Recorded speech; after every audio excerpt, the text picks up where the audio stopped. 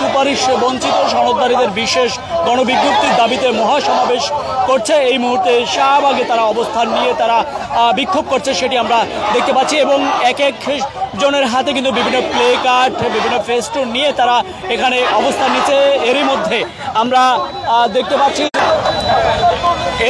আমরা দেখতে পাচ্ছি যে বৃষ্টির গুড়ি গুড়ি বৃষ্টির মধ্যেই কিন্তু তাদের এই অবস্থান নিয়েছে এবং আইন শৃঙ্খলা বাহিনীর সদস্যরা কিন্তু অবস্থান নিয়ে সামনেই কিন্তু তারা দেখছি যে আজ রয়েছে, সেটি আমরা দেখতে পাচ্ছি। তারা বিভিন্ন ব্যানার ফেস্টুনে লেখা আছে প্রিলি রিটেন ভাইভা পাস করে 16,000-এর চাকরি নাই, ইতিহাসের নজির নাই, এরকম সহ বিভিন্ন স্লোগান দিয়ে ব্যানার ফেস্টুন এখানে অবস্থান নিচ্ছে। আমরা দু একজনের সাথে একটু কথা বলারও চেষ্টা করব এই মুহূর্তে, যদি আপনাদেরকে দেখানোর চেষ্টা করি যে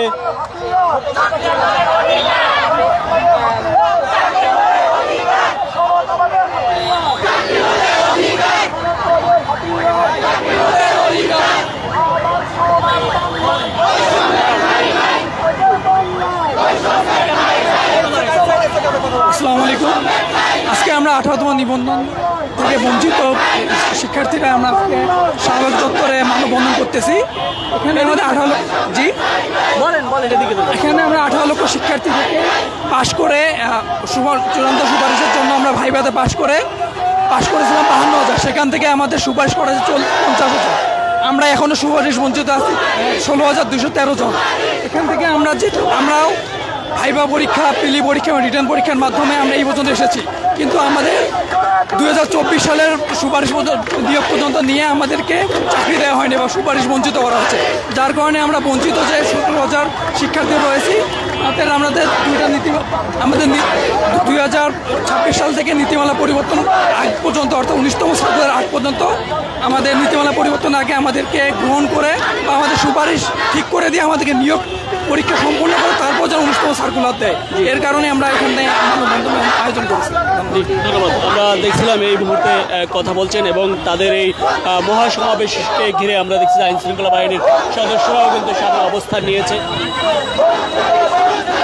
অবস্থান নিয়েছে এবং এই মুহূর্তে আপনারা দেখতে পাচ্ছেন যে এই যারা মূলত এই 18তম শিক্ষক নিবন্ধনে চূড়ান্তভাবে উত্তীর্ণ হয়েছে, তারা এই বলছে যে এটি ইতিহাসের একটি নজির হয়ে রইল যে আমরা পাশ করে উত্তীর্ণ হয়েও এই মুহূর্তে আমরা নিয়োগ পাচ্ছি না, অর্থাৎ গণবিজ্ঞপ্তির দাবিতে যে সমাবেশ করছে সেটি কিন্তু আমরা লক্ষ্য করতে পারছি এই মুহূর্তে।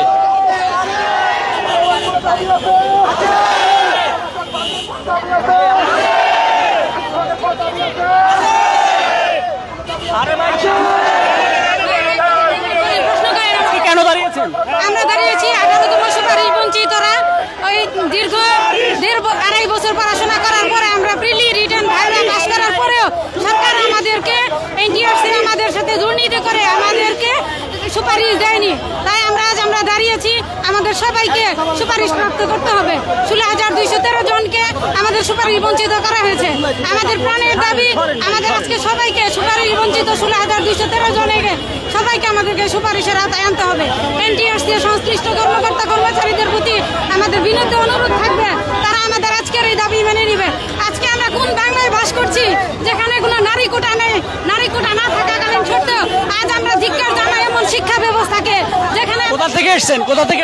দাঁড়িয়ে আছি, আমি এসেছি জামালপুর জেলা থেকে।